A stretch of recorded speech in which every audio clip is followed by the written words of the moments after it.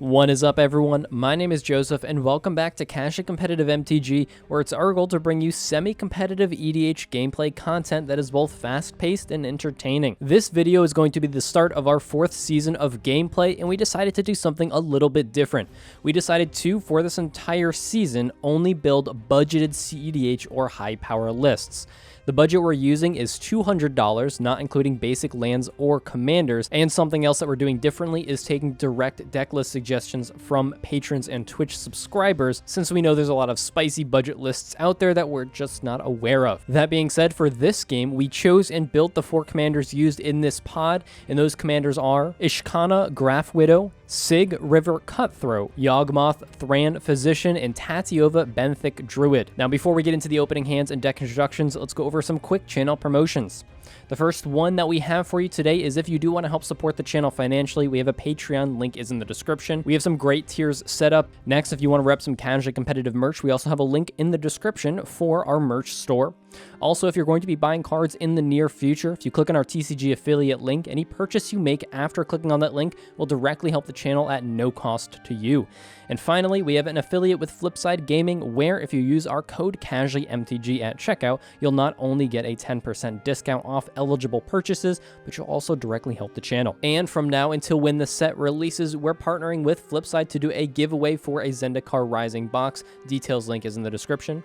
That being said, promotions out of the way, let's get into the opening hands and deck introductions. Going first in this game is Bill playing Ishkanah Grafwidow. This deck is packed full of graveyard shenanigans, with the win condition being generate infinite mana through some type of necrotic ooze line to be able to activate Ishkanah as many times as needed, with a backup win condition in this deck being Protean Hulk lines that include a lesser Masticore loop. In order to get this deck under budget, Bill mentioned that he had to sacrifice quite a bit of card draw, as it really put him over the budget when he added too many good, valuable card draw engines in this deck. Bill's opening hand contained 2 swamps, a forest, a mesmeric orb, a corpse churn, a shallow grave, and a regrowth. Going second is myself, Joseph, playing Sygg Cutthroat. This deck looks to get a lot of value off of Sygg's ability by playing valuable evasive creatures to get continuous card draw in order to control the board.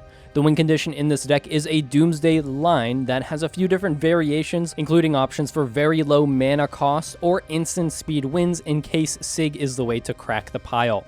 The largest concessions that had to be made for this deck were valuable artifact ramp, as well as not being able to include Tainted Pact lines, as Tainted Pact itself and the mana base that is required for it is quite expensive. Joseph's opening hand contained a swamp, 2 islands, an exotic orchard, a stern dismissal, a spectral sailor, and a Mindblade Render.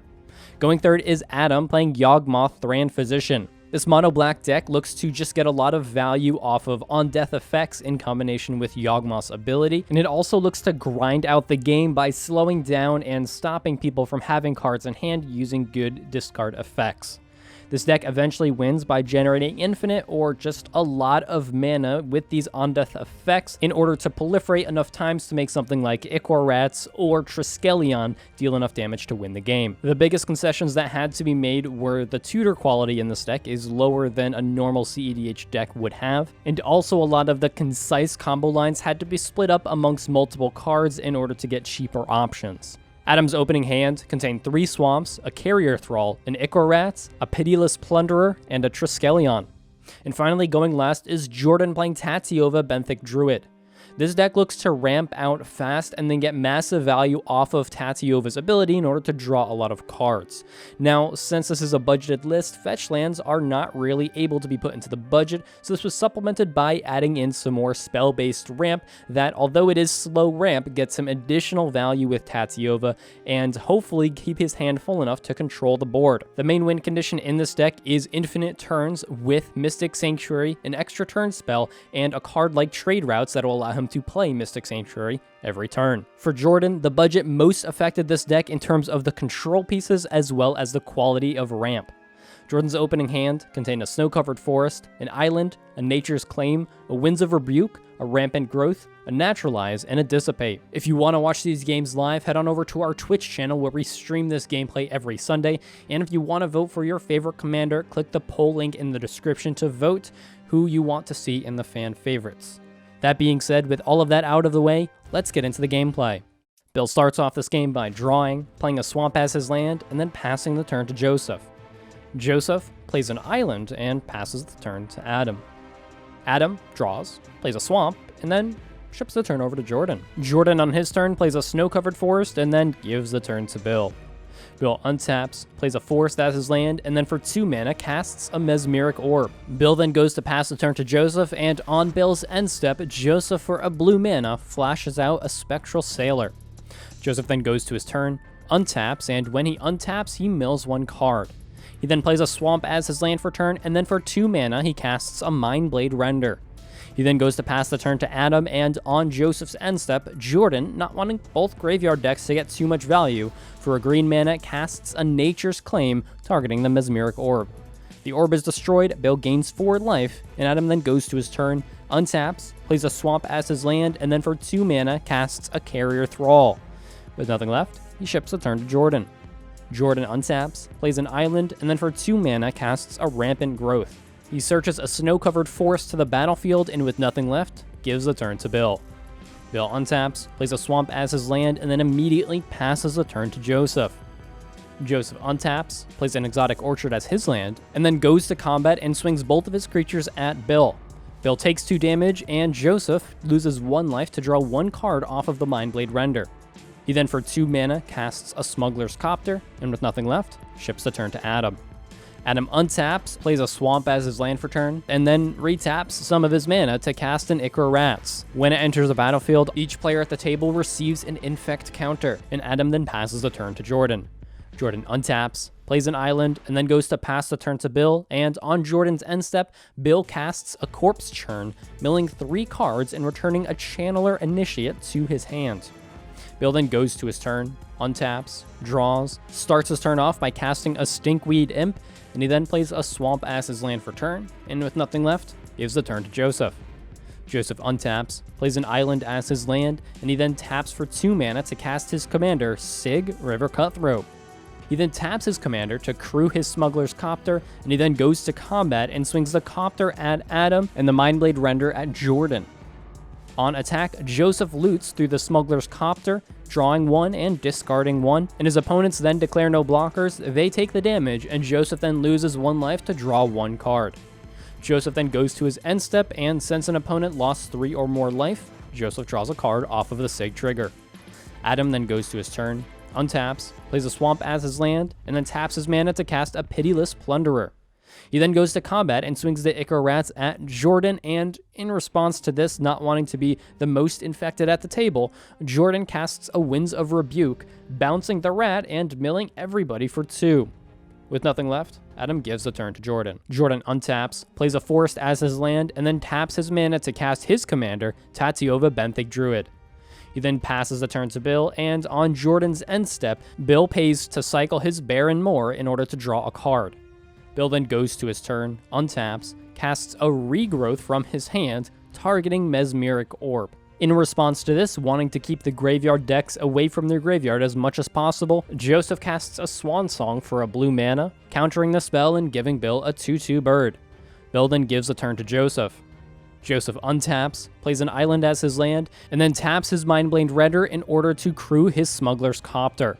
He then goes to combat and swings the Copter at Adam, looting on attack, and then Adam declares no blockers and takes the 3 damage. Joseph, in his second main phase, then delves 6 cards away from his graveyard and taps some of his mana to cast a Treasure Cruise. He draws 3 cards, and then, for 1 mana, casts a Soul Ring. He then taps his Soul Ring to cast an Arcane Signet. He then goes to pass the turn to Adam, and on his end step, since Adam lost 3 life, Sygg triggers and Joseph draws a card. Adam then goes to his turn, untaps, plays a swamp as his land, and then he casts his commander, Yawgmoth, Thran Physician. He then sacrifices Carrier Thrall to Yawgmoth's ability in order to target Spectral Sailor with a -1 counter, and when it dies, he creates an Eldrazi spawn token as well as a treasure token from the Pitiless Plunderer. The activation then resolves, a Spectral Sailor dies, and Adam draws a card. Adam then sacrifices his Eldrazi spawn to make a colorless mana, and when it dies, he creates another treasure token from the Pitiless Plunderer. He then uses this mana to help cast a Pawn of Ulamog from his hand. With nothing left, he gives the turn to Jordan. Jordan untaps and then retaps some of his mana to cast a card I never thought I'd see again, Tempt with Discovery. In response to this cast, Joseph, for a blue mana, casts Stern Dismissal in order to bounce Tatyova to Jordan's hand. Jordan's spell then resolves, and although Bill is tempted with this offer, Joseph and Adam both are not, so Bill gets a land to the battlefield and Jordan gets 2. Jordan searches up an island and a Mystic Sanctuary, and Bill searches up a command tower. When the Mystic Sanctuary enters the battlefield, since Jordan has 3 islands, he puts Kodama's Reach back on top of his library. Jordan then goes to pass the turn to Bill, and on Jordan's end step, Bill casts a Skeletal Scrying, X equaling 2. He exiles 2 cards from his graveyard, pays 2 life, and then draws 2 cards, and with nothing left, he goes to his turn. Bill untaps, plays a forest as his land, and then for a black mana, casts a Dark Ritual. He then uses his 3 floating black mana to help cast a Vilis, Broker of Blood. The Vilis resolves, and Bill gives the turn to Joseph. Joseph untaps, and then retaps for 2 mana to cast a Merchant Scroll. It resolves, and he searches up a Dispel to his hand. He then, for a black mana, casts a Dark Ritual. He uses this 3 floating black mana to cast a Doomsday. Joseph resolves this Doomsday, loses half of his life, and picks 5 cards from his library or graveyard to become his new library, exiling the rest. Joseph then taps his commander to crew his Smuggler's Copter, and he then moves to combat, and in response to moving to combat, Adam sacrifices the Pawn of Ulamog to Yawgmoth's ability. He targets the Mindblade Render with the -1 counter, and when the spawn dies, he creates another treasure from the Plunderer, and he makes an Eldrazi spawn token from the pawn dying. In response to this activation, after the treasures are created, Joseph taps his mana to cycle Nimble Obstructionist, countering Yawgmoth's ability. That resolves, the ability is countered, and Adam then uses 2 of his treasures to cast a Cabal Ritual. In response to this Cabal Ritual, Joseph, for a blue mana, casts Dispel. There's no responses to Dispel, the Cabal Ritual is countered, and Joseph then continues to combat. He swings the Mindblade Renderer at Jordan and the Copter at Adam. In response to the Smuggler Copter's trigger, Adam decides to sacrifice his new spawn to put a -1 counter on the Mindblade Render, using Yawgmoth's ability, trying to slow down Joseph's draw. Yawgmoth's ability resolves, and Joseph's Smuggler's Copter ability then resolves, and he draws a card and discards a card. The combat then continues, nobody declares any blockers, Adam takes 3 damage, and Jordan takes 0. In his second main phase, Joseph continues to his end step since he now only has 1 mana available.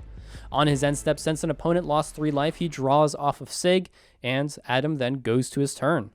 Adam untaps, plays a Cabal Stronghold as his land, and he then taps his mana to cast a Demon of Dark Schemes.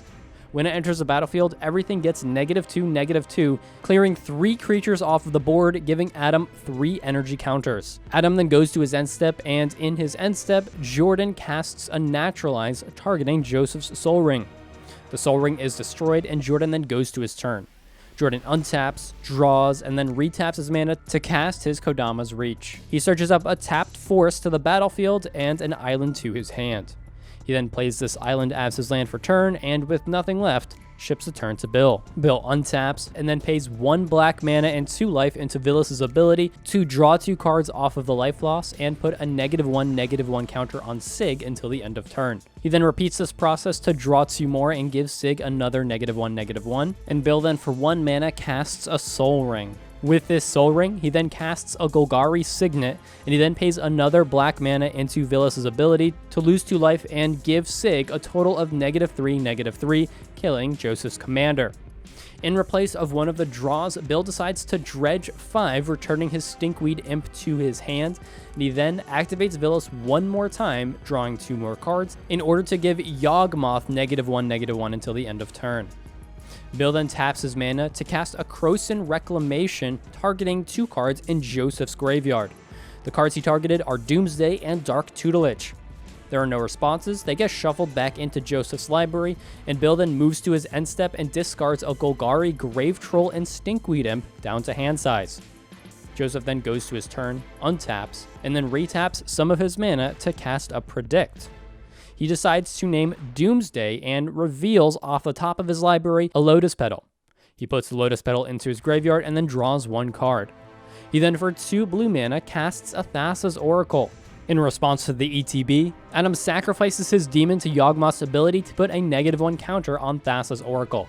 He makes a treasure off the Plunderer and then draws a card from the activation.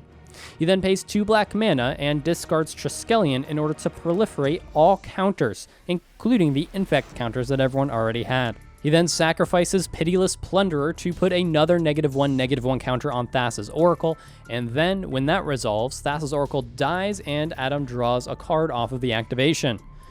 Joseph then, for a black mana, attempts to cast Unearth, targeting the Thassas in his graveyard. In response, Jordan taps his mana to cast a Dissipate, exiling the Unearth. With nothing left and all of his plans thwarted, Joseph passes the turn to Adam. Adam untaps, plays a Swamp as his land, and then activates his Cabal Stronghold for 6 total mana. He uses 3 of this to cast Ichor, giving everyone another infect counter, and he then uses the last 3 to cast Beseech the Queen. He searches up a Nest of Scarabs to his hand, and he then casts this Nest of Scarabs. Now, for those of you who don't understand, in order to save some time, let me explain the loop that Adam has right now. As long as Adam has a creature to sacrifice to Yawgmoth to put a -1/-1 counter on a creature, he will get another creature to sacrifice to Yawgmoth's ability, allowing him to put as many -1/-1 counters on any amount of creatures he wants, as long as he has enough life to pay into Yawgmoth's ability, since he will be constantly generating more sacrifice fodder. So at this point, Adam can basically kill any creature on the board. So he decides to do this and pays 8 life to repeat that loop in order to give Vilis 8 -1/-1 counters, killing it. He then goes to combat and swings Yawgmoth at Bill. Bill takes the 2 damage, and Adam then discards down to hand size. Jordan then goes to his turn, untaps, and then retaps his mana to cast his commander, Tatyova Benthic Druid. He then plays a Forest as his land for turn, and when Tatyova triggers, Adam responds to it by looping his Nest of Scarabs again, taking 3 damage, and giving Tatyova 3 -1/-1 counters. Tatyova is destroyed, and then the trigger resolves, and Jordan draws a card and gains a life, and he then casts a Zuran Orb. With nothing left and no commander on the battlefield, he passes the turn to Bill. Bill untaps and then starts his turn by playing a Forest as his land for turn, and he follows this up by, for 2 mana, casting an Animate Dead, reanimating Vilis, Broker of Blood. When it resolves, he pays a black mana and 2 life to activate Vilis, targeting Yawgmoth, and in response to this, Adam sacrifices an insect token in order to give Vilis a -1/-1 counter. In response to the Nest of Scarabs trigger, before Adam can generate more sacrifice fodder, Bill activates Vilis another 3 instances of having -1/-1, bringing the total up to -4/-4 once everything resolves. The stack then resolves, Vilis gets a total of 1 -1/-1 counter, and Yawgmoth dies. Bill draws a total of 8 cards in this exchange and decides to replace 2 of those draws with dredging back his Golgari Grave Troll and his Stinkweed Imp, dredging 11 total cards. Bill then uses his mana to cast a Rampant Growth, getting a tapped Swamp to the battlefield, and he then for 2 mana flashes back Krosan Reclamation, shuffling Thassa's Oracle and Soul Ring back into Joseph's library from his graveyard. Just as a note here, the reason he decided to shuffle back in Thassa's is because he was scared of Necromancy, because he does know that's in Joseph's deck list, and he wants to take away the reanimation target. With nothing left, he passes the turn to Joseph. Joseph untaps, draws, and then for 3 mana casts a Mnemonic Betrayal. It resolves, and he now has access to everyone's graveyard, and he uses this power to cast a Dark Ritual from Bill's graveyard. He then casts a Cabal Ritual from Adam's graveyard without Threshold, so he has a total of 4 floating mana at this point. He uses some of this floating mana to cast Adam's Ransack the Lab from his graveyard in order to look at the final 3 cards of his library, put 1 into his hand and the rest into his graveyard. He then taps his 2 remaining mana sources to cast a Thassa's Oracle. He has no cards left in his library, and he then wins the game. So this video is a good example on why I dislike playing Doomsday, because it's just so insanely vulnerable. The pile I had set up was a little bit greedy. It involved me playing Thassa's Oracle with cards still left in my library, and I knew Yawgmoth could activate quite a few times, so I needed to play around that. I also had the Nimble Obstructionist in my hand with the mana to cast it, so I figured if I could draw and crack the pile off of Nimble Obstructionist, stop one of the Yawgmoth triggers, I could still get through with my board in order to draw an additional card and get where I really needed to go. Now, that all would have worked fine, and yes, it was a greedy pile because I needed that extra mana from drawing the extra card, and it would have worked out, except the Cabal Ritual. Realistically, I couldn't let that Cabal Ritual resolve because Adam could have wrecked Devastation on my board and it wouldn't have gotten me where I needed to go. So having to counter that Cabal Ritual really just made my risky pile kind of useless. Everything I built the pile to play around ended up just doing nothing, and I had to find fancier ways of winning the game. And it is interesting, but it does make you think much harder in these games, and that's why generally I try to avoid it. But it's cheaper than a Tainted Pact line, so you gotta do what you gotta do. That all being said, that is all we have for this video. We hope you enjoyed it. I am Joseph, this is Casually Competitive MTG, and we will see you next time.